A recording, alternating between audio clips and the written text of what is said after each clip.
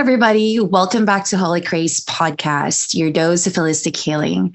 I'm your host, Khrey, and I am really excited in today's episode. We have a lovely guest that I met during a very serendipitous retreat that I've had last February. It was the most profound yet moving, yet invigorating, and something that I've never felt so connected before. And I met this soul sister whom I felt deeply so grateful because of her beauty, her essence, her rawness in that retreat. And I'm excited for everyone to know her, what she does, what she do for the community to create huge impact. So let us all welcome Casi. Hi, how are you doing? Hi, I'm so good. Thank you so much for having me. It's that was a really nice opening as well. And I just want to reflect that back to you, that your presence was magical and beautiful. And it was just such a beautiful experience. And look, it brought us together here on this podcast. So gotta love it. I know, it's perfectly aligned. As I've mentioned earlier, I was actually telling her that I've been manifesting a tarot reader. Somehow, I can't seem to find a deep connection or being called to invite someone in our show. But thank God, little did I know the person that I met in just perfect time, perfect place. And here she is. So Casi, can you please introduce yourself, a little bit about yourself for anyone who doesn't know you yet, what you do or whatever that looks like for you? Yeah, absolutely. So I am a tarot reader. I also am a spiritual guide, a mentor, an intuitive, and I've really been helping people tap in with their highest selves. That's really ultimately the goal of my readings. And whenever I work with anyone at all to any capacity, whether it be a one-on-one reading or private mentorship that goes on a little bit longer, it's always directing everyone back to their highest path, their highest selves, and really doing what we can to quantum leap from this 3D reality where sometimes it can feel a little limiting to that more 5D expression of ourselves, which is really always present, but it's just merging the two together. So it's a joy and an honor whenever anyone hires me at any capacity again. And it's a lot of fun and we go deep, and it's just to be a part of someone's soul journey is so cool, and to really tap into other realms and dimensions. And it's something I never actually thought I would ever get into, but here we are. Wow, that must be a quite journey for you to even get into this level of consciousness or even dive deep into that journey and being able to share that with people.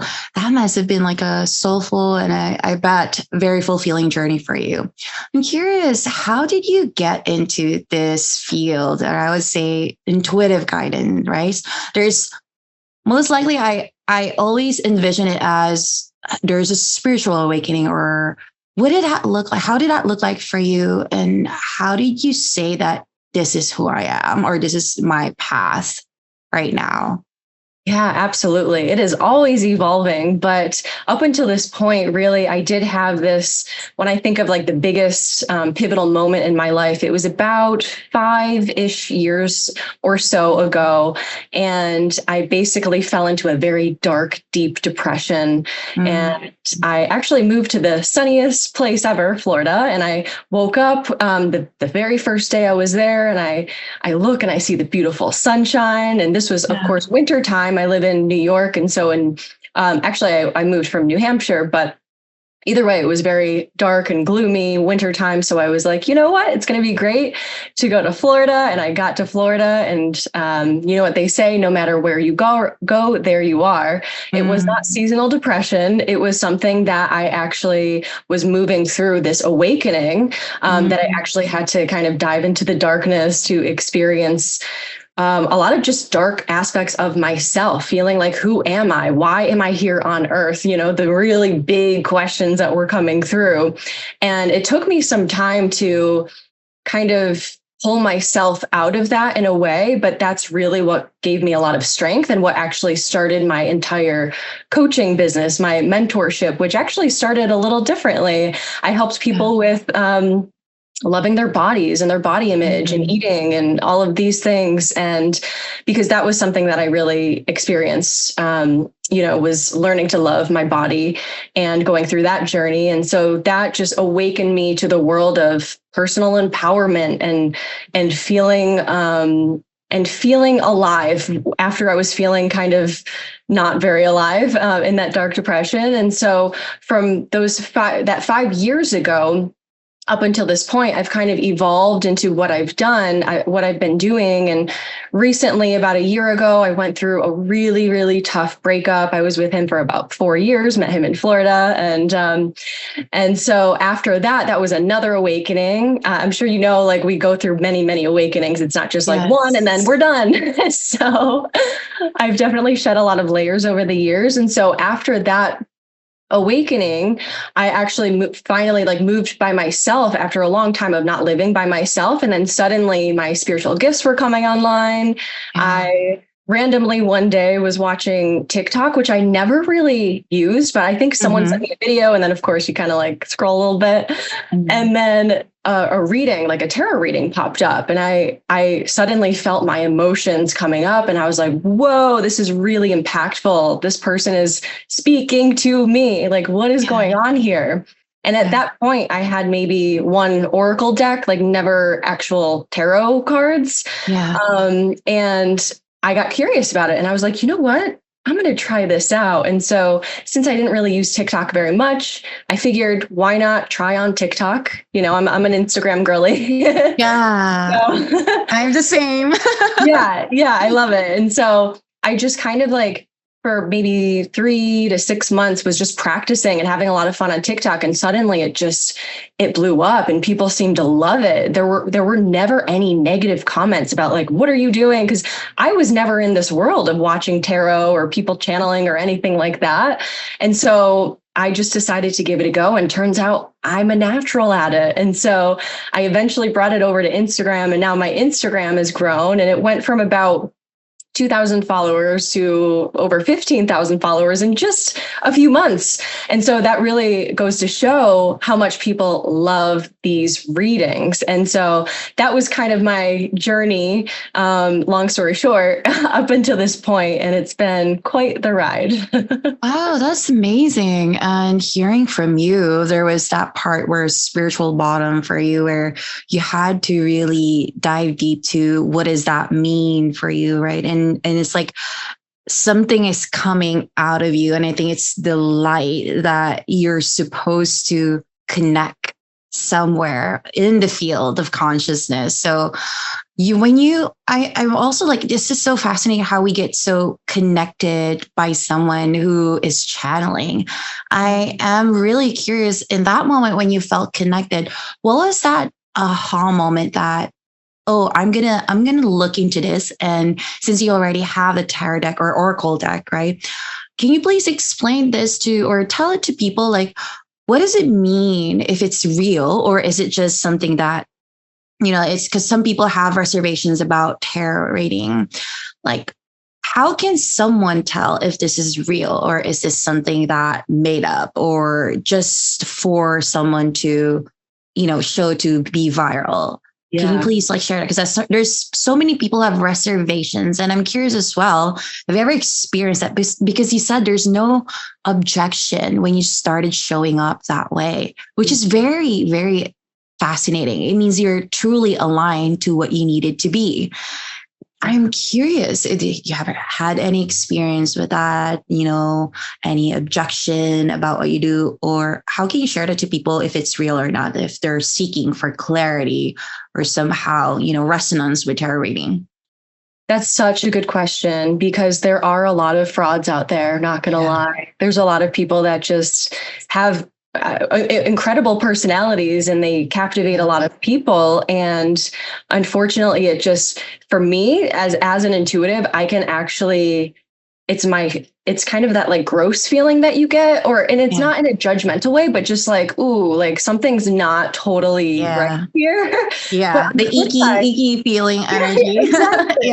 Exactly. Where, when you someone walks in the room and you just feel like you can't really trust them. It's kind of that type of feeling. And And there's certain people that will just say these certain things. And it just, when it doesn't feel, when you don't connect with your emotions or feelings, not saying you have to cry like I did the very first time I ever came across someone, that goes to show that person was really connected in with spirit. And it really felt like she was talking to me. And that's what a lot of people tell me is, are you watching me through a window? Like how, how are you doing this? And it's really just, for me, tapping into the collective energy and also my own experiences. And that's why I've gone through a lot in my own life. And so when I watch certain readings, and I don't love to watch a lot of readings because I don't want to be very impacted by the outer world or what other people are saying too much. But of course, I like to have guidance too. And I think it's a lot of fun. Like, I really think it's a lot of fun.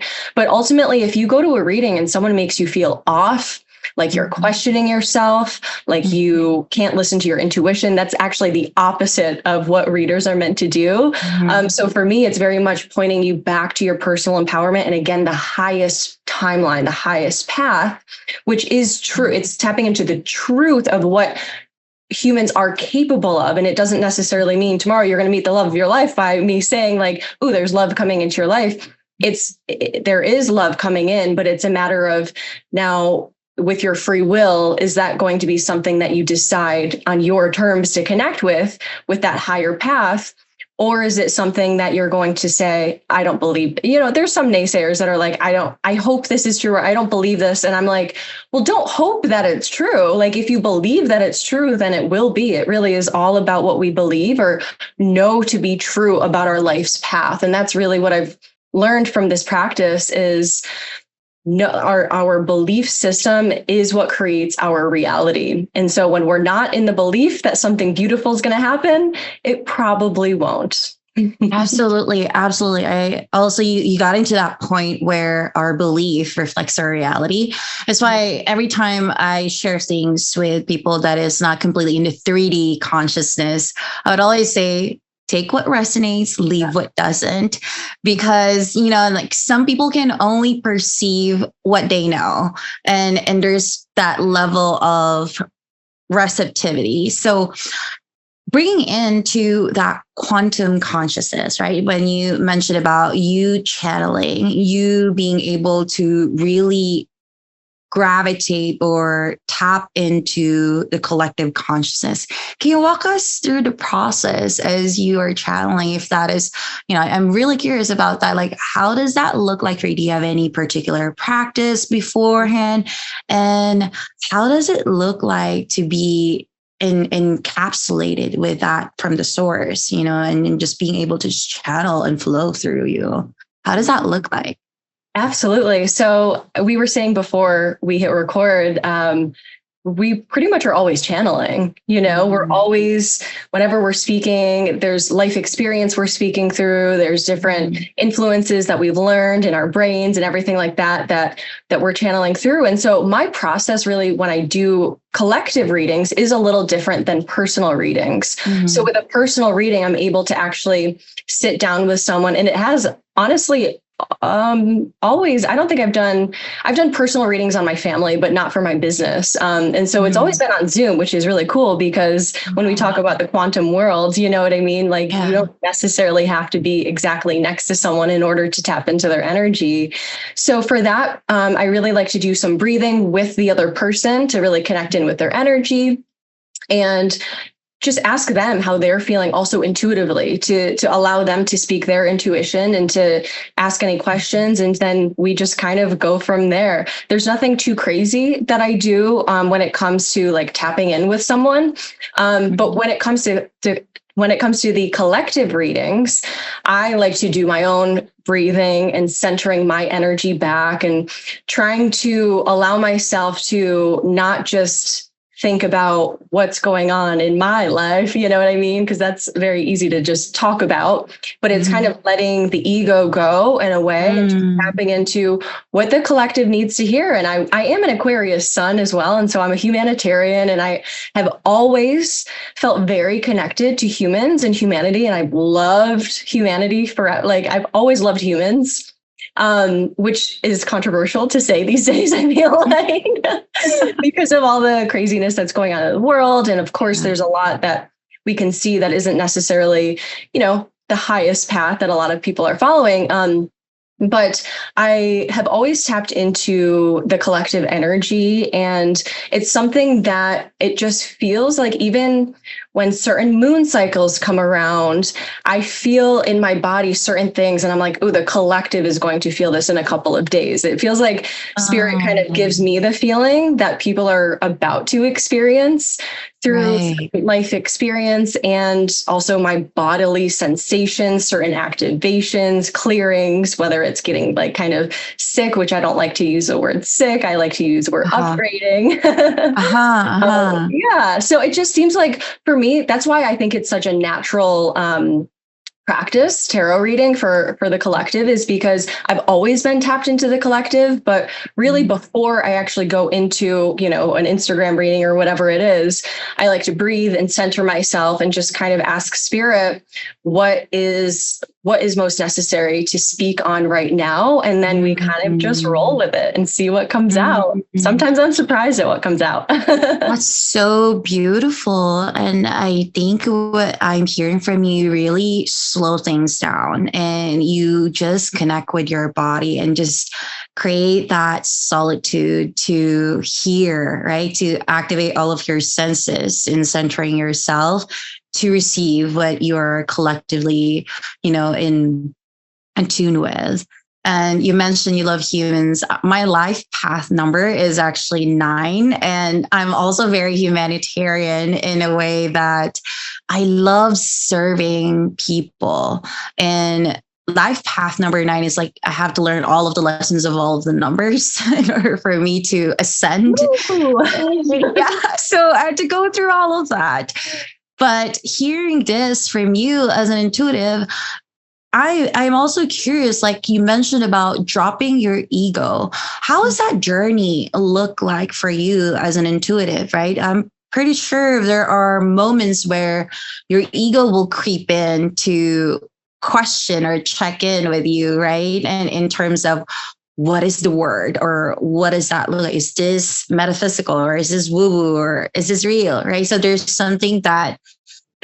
somehow parts of you that wanted to reject or probably repel what you're in need to serve or you need to give in the collective. So how's that looking like for you? I know it has been a while as your practice, but I'm curious, what was your journey looking like before this until you reached this point? Yeah, that's a really great question. To be honest, it feels like it's an ongoing process working with ego, because, you know, some people will say we need to kill the ego off. And I disagree with that, because we wouldn't be alive without our ego. And it kind of is our own personal filtration system in a way as well. And so when certain things come through, especially in the beginning, sometimes it's like two of me, like, wait, what am I saying? Or why am I saying this? But then, and you'll notice sometimes in my readings, I'll stop and be like, oh, this is why this is coming through, or this makes sense. So I'm kind of playing with both, and it's not necessarily repressing the ego, but it's allowing more of the higher self to lead the way. And then my ego will come in and be like, oh, hey, here's a side note about that, or more human experience, or this and that, and kind of like ground it in a way. So the ego can be useful in this, but really the key is to allow this like spirit to lead, and then the ego can kind of like have its little play on whatever is happening there in order for certain people to understand as well. Because even certain people that watch my readings aren't necessarily super spiritual, believe it or not. And so the way that I like to ground the messages in to make it very much almost just like I'm just speaking, you know what I mean? It helps people just get excited because they're able to connect with me more because I have an ego. If I was just spirit, it's kind of like just using our feminine chakras, you know, like all of the top chakras that we have in our body. And it's kind of being in that floaty, ethereal, and just kind of speaking all this like woo woo, as you say, and not grounding it in with the masculine energy.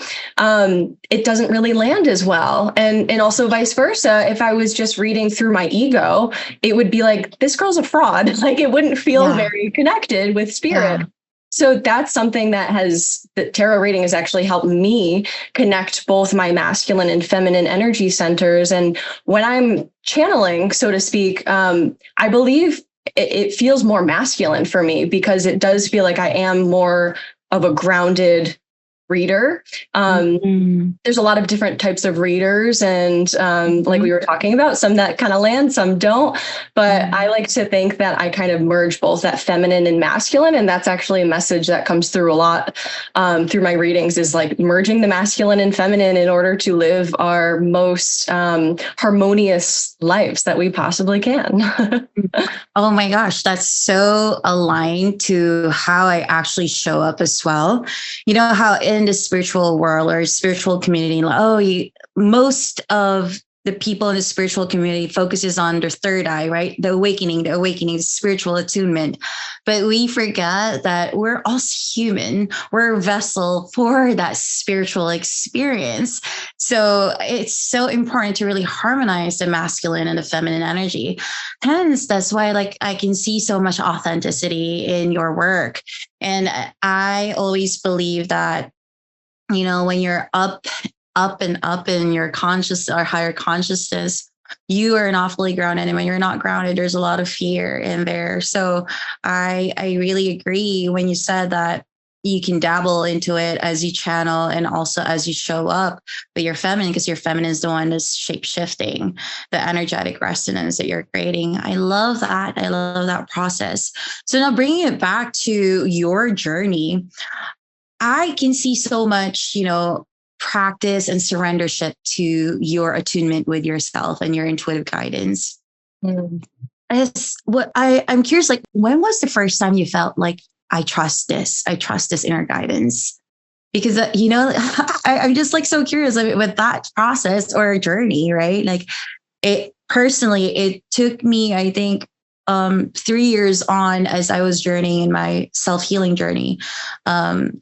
I was able to connect with my spirit guide. And that was a time when I surrendered to my spiritual guidance before anything of this have happened, my business and all that such. It was that, I think that was 10 years ago. Yeah, where I'm just practicing mindfulness. I'm curious, how was your experience when you finally really surrendered and I trust myself here and this is my intuitive guidance? Ooh, so that's a really great question. It's interesting to think about because I don't know if I've ever really thought about when I first really started to trust myself. I really think it's been an ongoing process. And as of late, it feels like it's just so much deepening into that trust. As you know, there's so many layers that we can kind of peel back and uncover within ourselves and see the truth of who we are, to actually be able to trust all of these parts of us and to trust spirit and to trust these experiences. Yeah. But I would say probably back in Florida when I started to work with people, when I started to feel like I had the ability to actually guide someone else. But before I went through that really deep, dark time, that big spiritual awakening, I wasn't as in touch with spirit. I knew that I had always been spiritual, but I never really dove into it. I never felt that I could trust myself, hence me having to go into the darkness to actually see what the whole everything is about, all of me is about, really, the light, the dark, all of it. And so I think when I really got in touch with myself and just allowed myself to surrender to that process, because I can remember it clear as day, just even having to call out of work because I could not stop crying for so long. And it was such a deepening, but there was this bigger part of me. It almost felt like an angelic presence that was with me that told me to start writing. And it was a lot of words of encouragement, even though I was very, very in this horribly dark time. And I know a lot of people can relate to those, dark nights of the soul, if you will. And so it was really that was the catalyst to allow me to trust myself, because I believe I was brought through that process because I actually had a really great upbringing. There wasn't anything horribly traumatic that happened in my life. And so people would always say, "You're so positive, you're so happy." And I'm like, yeah, I kind of am. But I was a little bit surface level. And so in order for me to actually trust the real me, the real bigger part of me, the soul aspect of myself, I had to understand what that was. And so when I went into that darkness, I started to actually understand, okay, there's something much bigger here, and there's something much bigger that's actually pulling me out of this darkness. And that was pretty much right when I started to work with people, because I felt like, okay, I can actually trust myself in moving forward just in life and like getting through, dark times, so I can help other people with doing so. So I believe that was the first time I really felt like I can actually trust my intuition and trust spirit in general. Yeah, that's just beautifully said. I always believe that in darkness, there is light. And in light of your journey is that you are flowing through the ebbs and flow of your journey, where you meet every speed bump. It becomes like a next step to awakening. The next step, like you said, there's always level or different phases of awakening. It's like the next step to ascension, the next step to connection, the next step to deepening of your spiritual connection. I now see how you have really trusted the path, have fully embraced it, and have fully embodied it.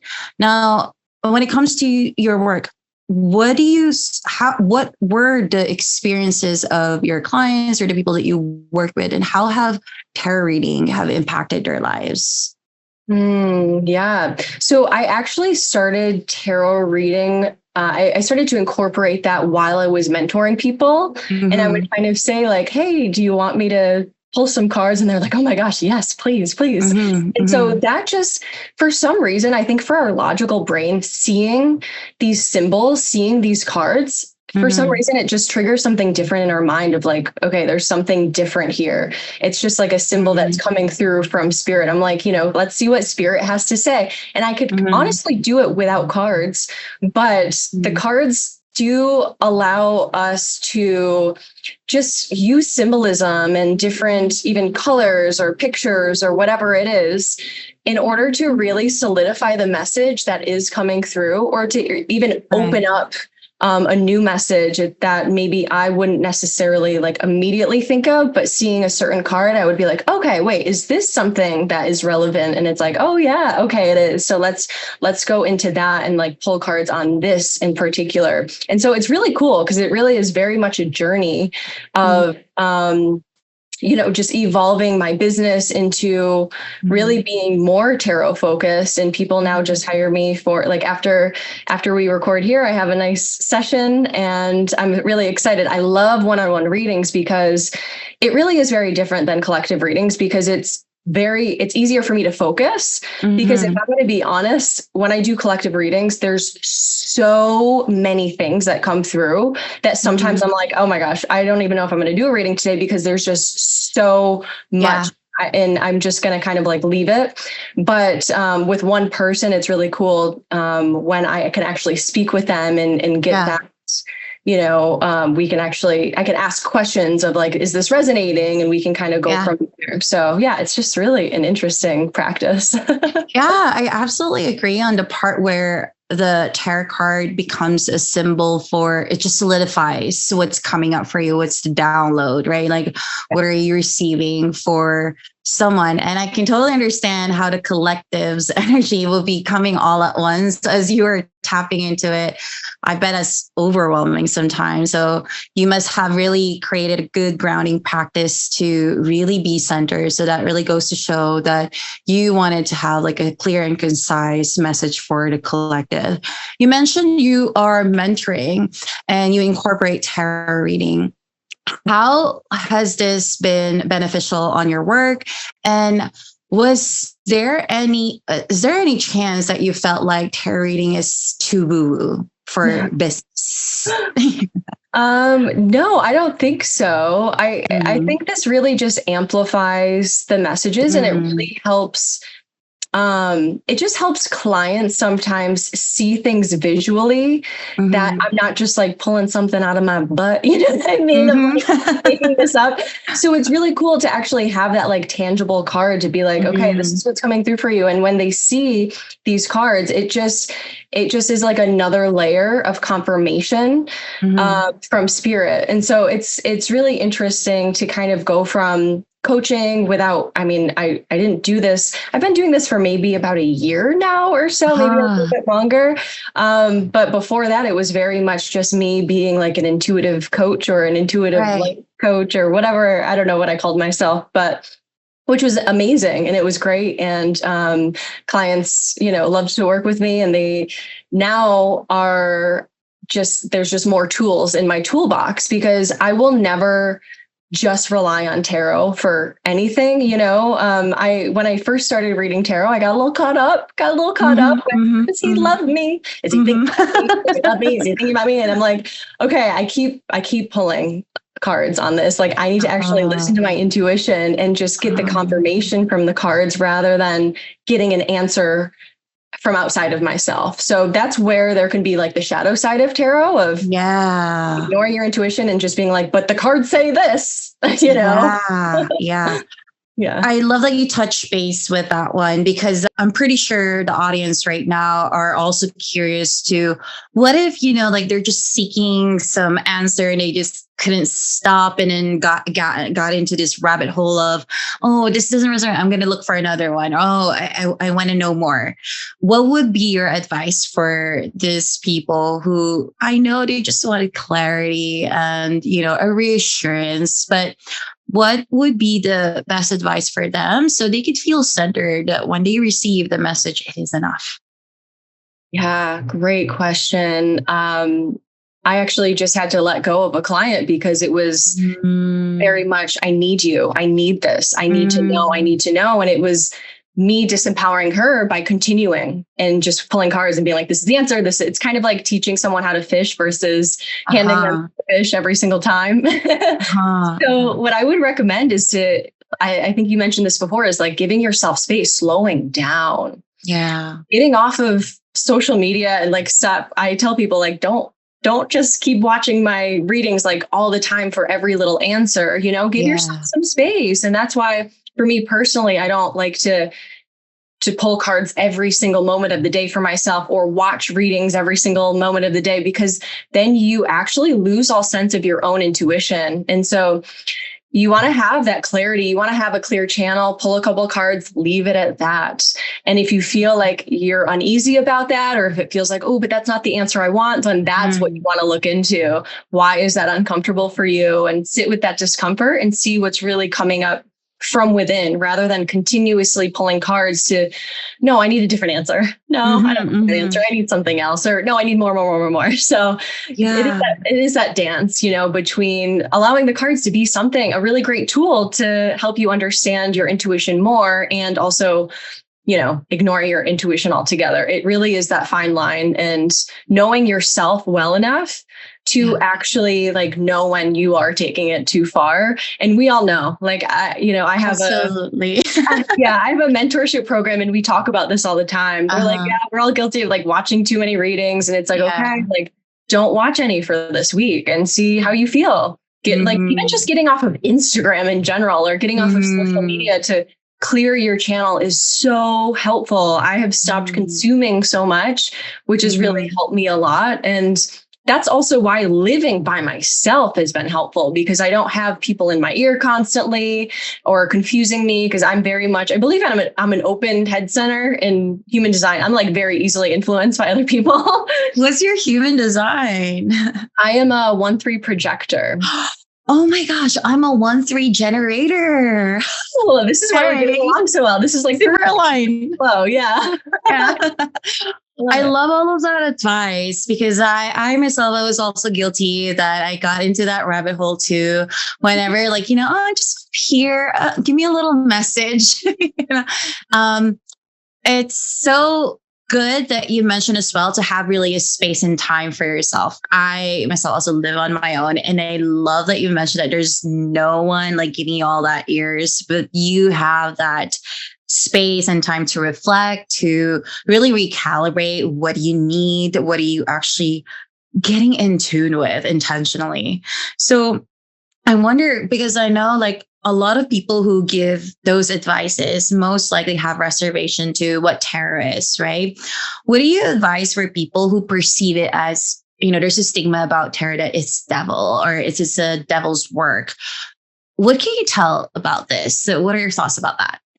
Yeah, it honestly makes me laugh because I connect with Christ consciousness through tarot. I connect with God, with the universe, with all beautiful source energy. And angels, all of these things that people would say, no, those two are separate.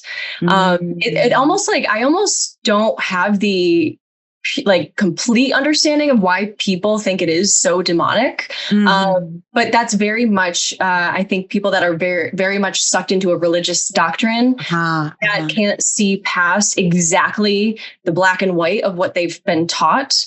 And so it's interesting to me, and I send these people love, and I never get offended because I understand people are on their own paths and they can believe whatever feels best for them. But when we're calling people demonic, and luckily I don't really attract those type of people. Maybe once in a while on TikTok, there's someone that's like, go talk to Jesus or something like that. And I'm like, I am though. I am. Yeah, exactly. Wow. So. Yeah. I also agree on what you said, that it's so religiously, it's inflicted with fear, like when it's just a medium or a channel, a place for us to really reflect on our consciousness. So it's basically us being connected in one with ourselves. And it's just a tool. I always see it as a tool. So I'm just really curious and fascinated about how people think of it as a demonic practice or something that they should be afraid of. Again, it's just like meditating. Like who thinks that it can be such a great practice to actually help you become a witness of your own thoughts?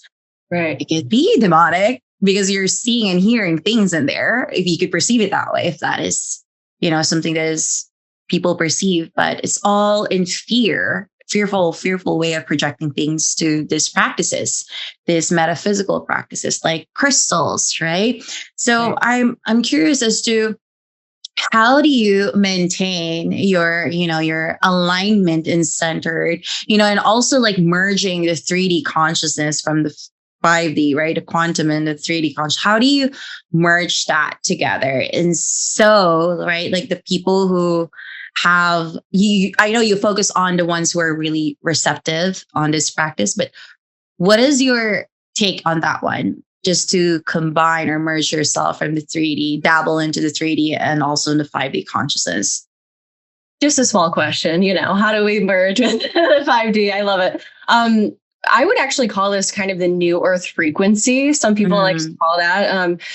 I believe that kind of we are moving out of this old earth into this new earth where we're allowing this 5D consciousness to infiltrate into the physical. Yeah. And so, again, some people just want to like ascend into the 5D and leave the 3D behind, but I'm like, you'd be dead then. We're human beings, right?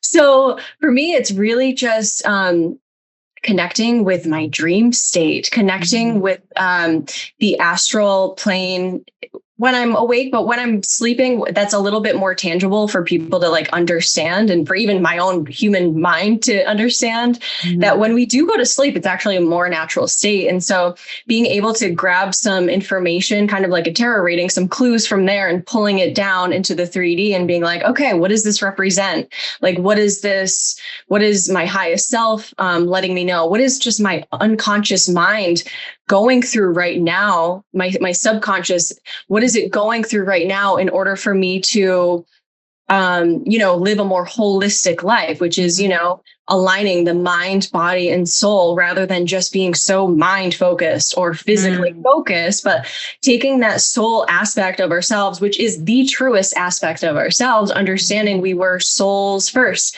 spirit first, and decided to come into these physical bodies. And so for me, it's that wider scope. I'm also Sagittarius rising, Sagittarius moon. So no way. Yeah. My moon sign is Sagittarius. Okay, this is why we get along so well. This is perfect. Yes, these big ideas. It's on it. Yeah, it's on it. Yeah, it's that wider scope is what really helps me merge my 3D self. And also we have to kind of talk about the 3D stuff, like fueling our bodies, because these are our physical bodies are the kind of antennas for picking up this information. And so that was a part of my first spiritual awakening, was when I did a lot of juicing and I was really eating super clean, a lot of fruits and veggies, a lot of things that, grow from the sun's light, and then you eat this light. And so it just helps you become more connected with your light body. And so that is something that's important as well, because again, with a lot of people being up in their feminine, like spiritual, but like they're really sick, we have to take care of our bodies in order for this channel to flow through, in order for us to actually feel grounded in what we knowing. Otherwise we can feel absolutely insane. Yes. So it's grounding it in through, of course, being with nature as well. I love nature. On my stories all the time, I'm just like in the woods constantly, because it just feels like it's home for me, talking to the trees, touching the leaves, and just feeling super connected. I literally today, when I was outside doing my just like workout / energetic practice, I saw this huge leaf, and it's in my backyard. And I just saw all the veins on it, and I just started crying. And it was so beautiful because it connected me. I thought of like the veins in my legs, or like the veins in my bodies. I just felt very connected with nature. And so I feel like those types of practices really helps merge that 5D woo up here, 3D, that more masculine, like grounded, but also mother nature is very feminine as well. So that's why I love nature, because it's very masculine and feminine in that it's like grounding, but also it's that beautiful feminine essence that you can really tap into, the natural cycles of life and all of that. Beautiful. That's such beautifully said. I am an earth sign, so I totally understand. And every morning too, I resonate with your practice. Like I go walks with God. I call it walks with God. Like I would go for a walk. I live in a city. Even though I live in a city, I find the most mundane plants, like literally like the tiniest jasmine plant on the fence of the church that is super cathedral that's close by to my place. And I would smell it, and I would just like feel so at ease and grateful in that presence of little tiny earths. And I would walk into roses. Same as you, when I see those beautifully painted, I would say it's painted because it's so freshly vibrant that it makes me feel alive, and just activating my sense of sight. It just gives me a lot of, I'm in my body. I am here, and I appreciate this life that I'm seeing in the earth. And then I would sit in a park, and I would just stare at the sun. I call it sun gazing, but don't do this. I don't do this after 10. Okay. I do it right before 10 o'clock, but I just do a quick sun gazing. And then somehow, for some reason, I receive some creative ideas when I do that a little bit. So it's just me grounding in my body. And same way as what you said, our bodies are a vessel to receive that amount of life force, right? From the source, however that looks like. And our body is the one that's sustaining that vitality for us to really be in tune with all of the intuitive guidance, so we can fully hear, see, and feel. So interconnected, the mind, body, and soul. I appreciate you so much. I have so many questions on hand, but there's this last question that I have for you. What would you say to your 21-year-old self now compared to how your life right now, like how you've embodied who you are as this intuitive mentor and tarot reader? What would you tell her now? Ooh, I'm like almost getting a little emotional when you ask me that.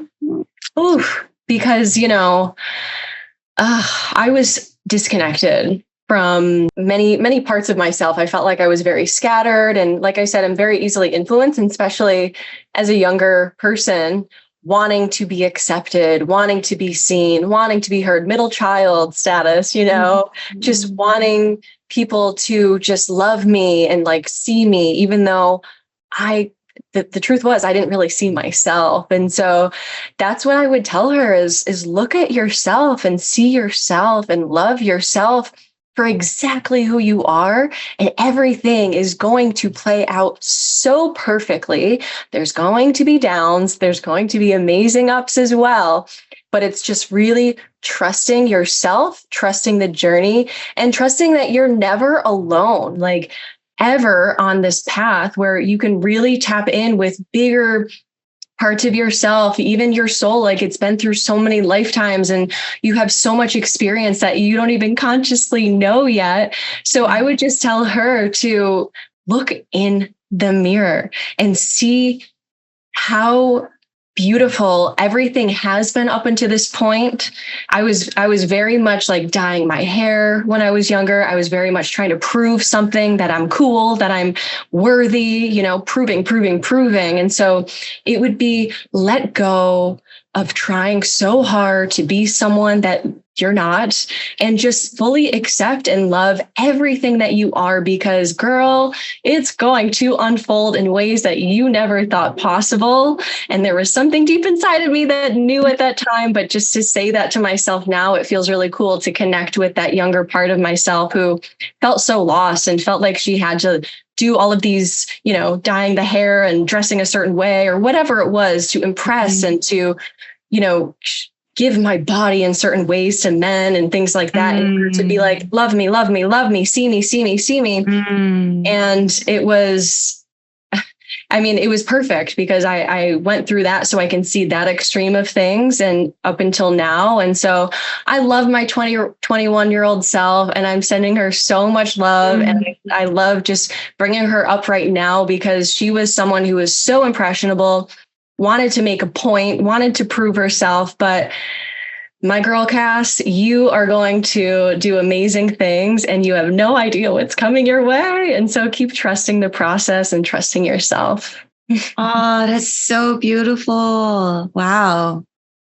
She received it. She received it very well.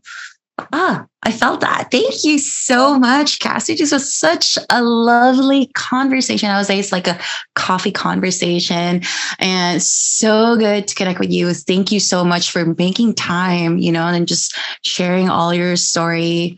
All of that is that you are also about to expand and share to the world. So, and for anyone who would love to work with you or wanted to reach out to you, where would you love for them to go or direct them anywhere? Any social media handle? And of course, I would add it on our description, but please share it with everyone. Awesome. Yeah. So it's just my name. It's actually Casi Desarro, Casidesarro. I know you'll have it in the description. That's my handle on Instagram. That is where I'm most active. Like I said, I'm an Instagram girly, so you can find me there. I have all of my links there. And I also just started a new YouTube, and I've been doing a channeled message of the day every day there for the past almost 30 days. So that's been so fun. So there's extra content there, lots of freebies and things like that. But yeah, you can reach out to me on Instagram if you want to dive deeper, or email me as well. So wonderful. Thank you so much again. Have a lovely day. And everyone, if you wanted to follow Cassie, everything's going to be on the description below. Thank you so much. Thank you.